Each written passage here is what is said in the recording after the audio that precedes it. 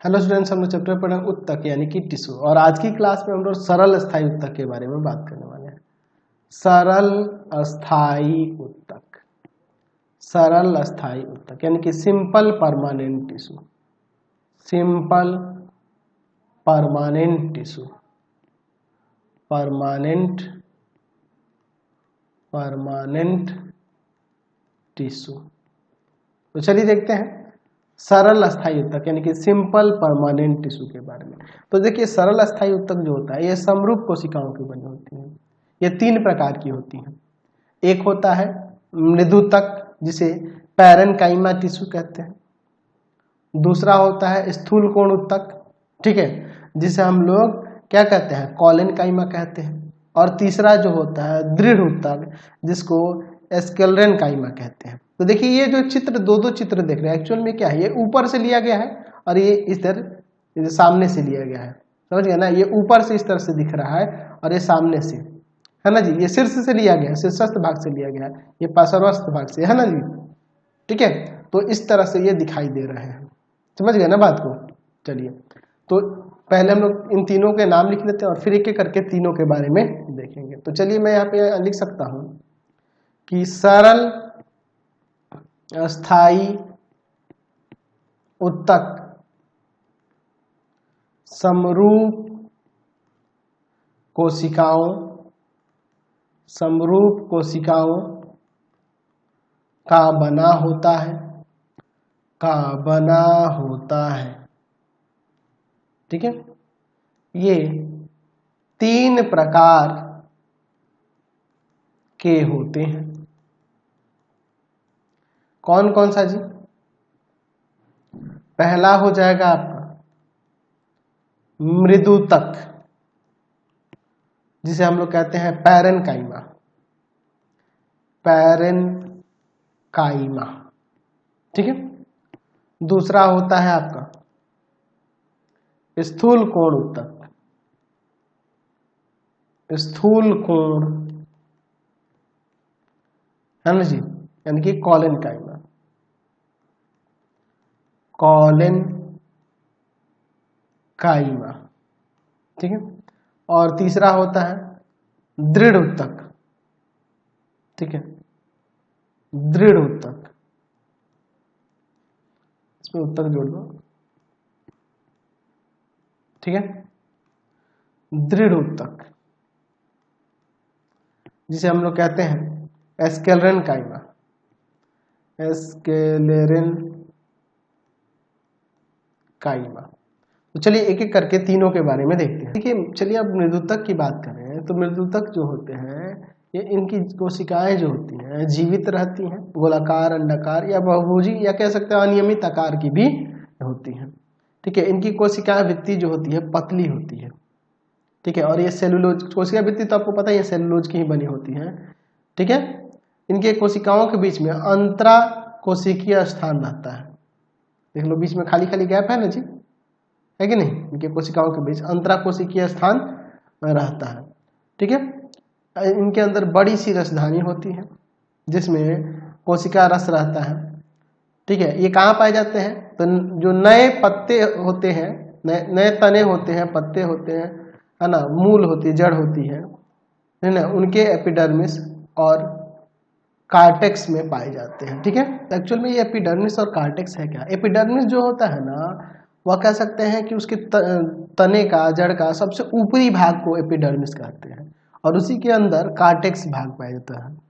Epidermis के बाद hypodermis होता है और उसके बाद कार्टेक्स भाग होता है। एक्चुअल में आप देखोगे, जैसे इस चित्र में देखिए, एक्चुअल में सूर्यमुखी का जो तना होता है ना, उसी का ये अनुप्रस्थ काट लेकर उसको दिखाया गया है। तो ये देखो, ऊपरी भाग जो है एपिडर्मिस है और हाइपोडर्मिस है और उसके बाद कार्टेक्स है। एक तरह का एक लेयर होता है तनों के ऊपर, है ना, ये कोशिकाओं का ही लेयर कह सकते हैं, ठीक है ना जी। तो ये एपिडर्मिस और कार्टेक्स में ये मृदुतक पाए जाते हैं, ठीक है। इसमें तो पौधों की जड़ों के जो नए भाग होते हैं, उनके तने, मूल, है ना, जड़ कह सकते हैं, पत्तियों, उनमें पाए जाते हैं, ठीक है। तो हम लोग इसमें लिख सकते हैं कि मृदुतक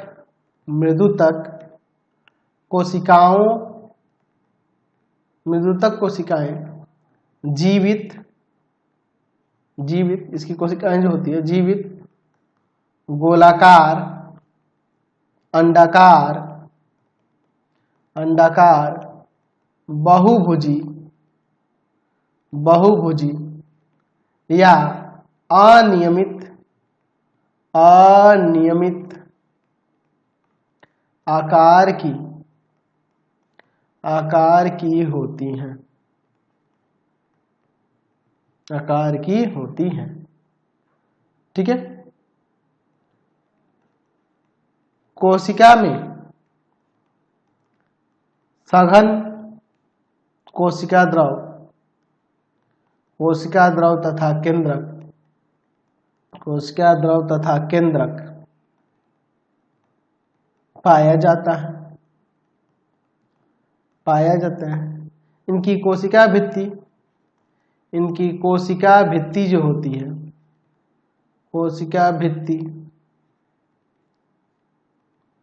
कोशिका भित्ति पतली तथा सेलुलोज की बनी होती है, सेलुलोज की बनी रहती है या बनी होती है। ठीक है। इस प्रकार की कोशिकाओं, इस प्रकार की कोशिकाओं, इस प्रकार की कोशिकाओं, इस प्रकार की कोशिकाओं के बीच रिक्त या रिक्त स्थान ऐसे लिख देते हैं, या अंतर कोशिकीय स्थान, रिक्त स्थान रहता है। यह नए तने, मूल यानी जड़ तथा पत्तियों के एपिडर्मिस, पत्तियों के एपिडर्मिस और कार्टेक्स में पाया जाता है, में पाया जाता है, ऐसा हम लोग यहाँ पे लिख सकते हैं। ठीक है। तो कुछ ऐसे भी उत्तक होते हैं जिसमें क्लोरोफिल पाया जाता है। क्लोरोफिल क्या करता है? प्रकाश संश्लेषण क्रिया में भाग लेता है। और ऐसे कुछ ऐसे उत्तक को है ना हरित उत्तक कह दीजिए, यानी कि हरित उत्तक यानी कि क्लोरिन काइमा कह देंगे। तो याद रखने के लिए भी लिख सकते हैं कि कुछ मृदुतकों में, कुछ मृदुतकों में क्लोरोफिल, क्लोरोफिल पाया जाता है, जिसके कारण, जिसके कारण, जिसके कारण प्रकाश संश्लेषण, प्रकाश संश्लेषण यानी कि पौधों को अपना भोजन बनाना, प्रकाश संश्लेषण की क्रिया संपन्न होती है, संपन्न होती है। इन उत्तकों को, इन उत्तकों को हरित उत्तक, हरित उत्तक यानी कि क्लोरिन काइमा, क्लोरिन काइमा कहते हैं, कहते हैं। अच्छा, कुछ जो जलीय पौधे होते हैं जो जल में तैरते हैं, उनमें तैरने के लिए गुहिकाएं होती है, कैविटी होती है। ठीक है। जो मृदुतक, जो मृदुतक के बीच में पाई जाती हैं। और इस प्रकार के मृदुतक को वायुतक, है ना जी, वायुतक यानी कि एरेन काइमा कहते हैं। तो ये भी याद रखने के लिए लिख सकते हैं यहाँ पर कि, यहाँ पर लिख देते हैं कि जल में, जल में पाए जाने वाले, पाए जाने वाले पौधों में, पौधों में तैरने के लिए, तैरने के लिए गुहिकाएं रहती हैं, जो मृदुतक के बीच पाई जाती हैं। इस प्रकार के उत्तक को, इस प्रकार के मृदुतक को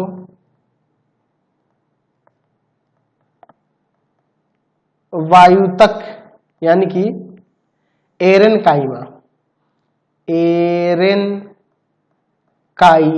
कहते हैं, एरेनकाइमा कहते हैं, ऐसा हम लोग यहाँ पे लिख सकते हैं। चलिए अब इसके कार्यों को समझ लेते हैं। ठीक है, अब देखिए एक्चुअल में अभी मैंने बताया कि ये जो मृदुतक होते हैं पौधे के ऊपरी भाग यानी एपिडर्मिस में, एपिडर्मिस जो होता है उनका उसी का बना होता है।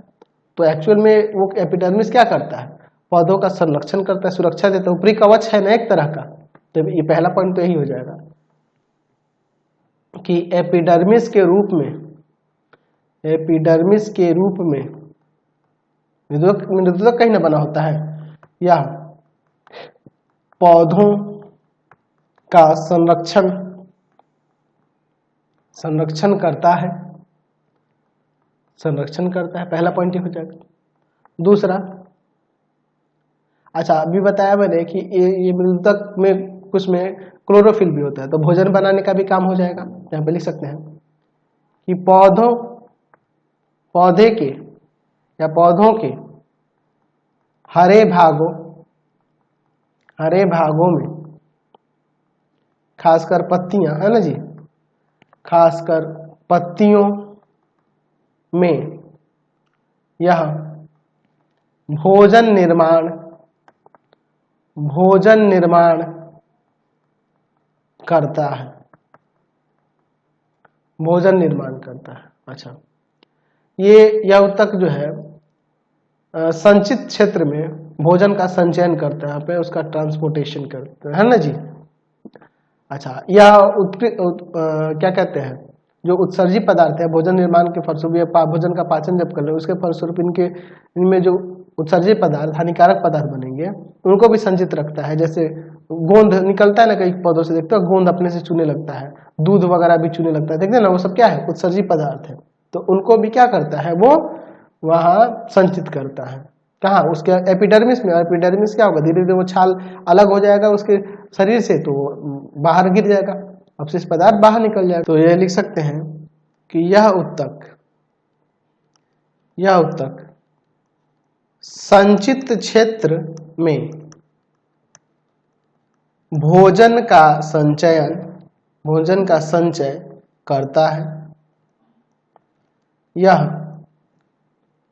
यह उत्सर्जित पदार्थों जैसे गोंद, रेजिन, टैनिन आदि को भी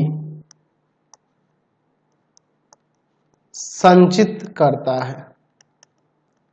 ठीक है, यानी कि यह भोज्य पदार्थों का भी संचयन करता है और अपशिष्ट पदार्थों का भी वो संचय करता है, उनको भी। ये जो उत्तक होते हैं, ऐसे लिख सकते हैं कि ये जो उत्तक होते हैं भोजन के पार्श्व चालन यानी कि लेटरल कंडक्शन में भी सहायक होता है, उसको चालन के लिए एक जगह से भेजने के लिए दूसरी जगह, उसमें भी सहायक होता है। तो लिख सकते हैं कि यह उत्तक भोजन के पार्श्व चालन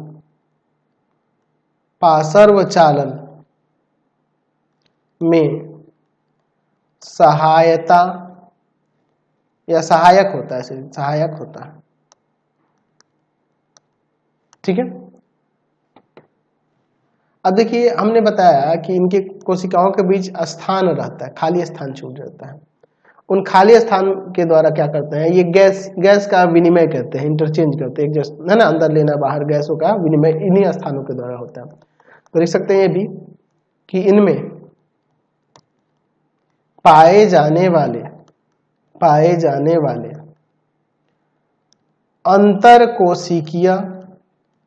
अंतरकोशिकीय स्थान गैसीय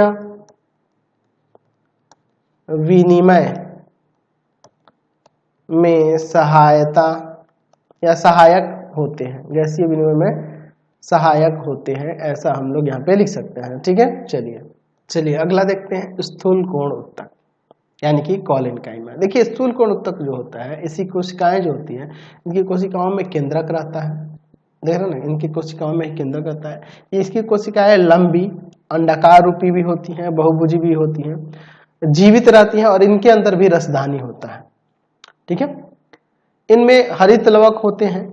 जब हरित लवक होंगे यानी क्लोरोफिल होगा तो जाहिर सी बात है कोशिका भोजन है ना, भोजन में क्या करेगा, भोजन के निर्माण करेगा, है कि नहीं, क्योंकि इसमें क्लोरोफिल होता है तो ये भोजन का निर्माण करेगा ना जी। चलिए इसकी भित्ति जो होती है, इसकी भित्ति ये सेलुलोज की बनी होती है। ठीक है, अच्छा जाहिर सी बात है कोशिका भित्ति है तो सेलुलोज की बनी होगी।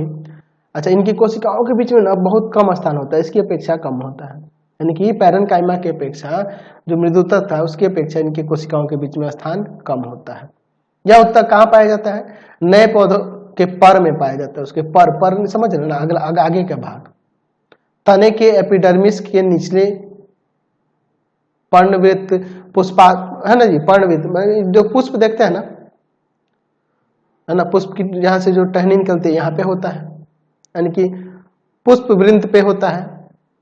ठीक है ना, यानी कि पुष्प में पाया जाता है, लेकिन ये जड़ों में नहीं पाए जाते हैं। ठीक है, ये पौधों को यांत्रिक सहारा देते हैं और भोजन के निर्माण में सहायक होते हैं। तो हम इसके बारे में यहाँ पे लिख सकते हैं कि इसकी कोशिकाएं केंद्रक युक्त, लंबी या अंडाकार या बहुभुजी, जीवित तथा रसधानी युक्त होती हैं, रसधानी युक्त होती हैं। इनमें हरित लवक यानी क्लोरोफिल होता है एवं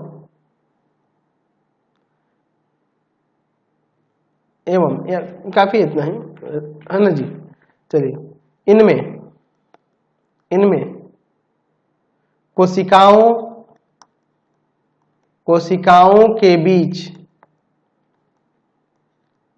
यानी कि अंतराकोशिकीय स्थान, कोशिकाओं के बीच बहुत कम स्थान होता है। यह उत्तक पौधे के नए भागों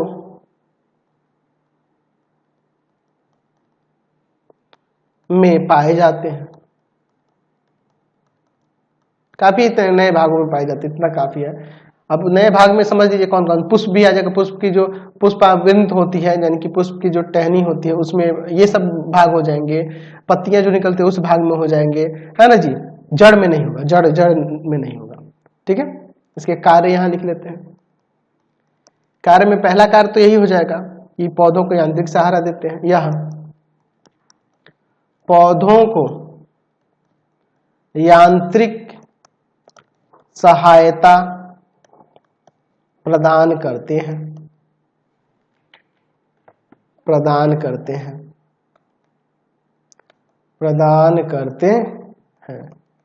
ठीक है, दूसरा, जब इनमें हरित लवक पाया जाता है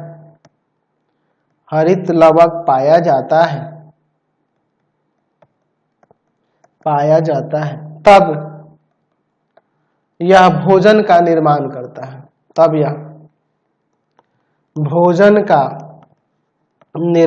करता है। ठीक है, तो इतना काफी है इसके बारे में, है ना। तो आज की क्लास में इतना ही रहने देते हैं। एक और बच गया दृढ़ उत्तक, उसके बारे में नेक्स्ट वीडियो में देख लिया जाएगा। आपको हमारे 3 चैनलों को सब्सक्राइब करना होगा। पहला है पाथ फाइंडर क्लासेस छपरा,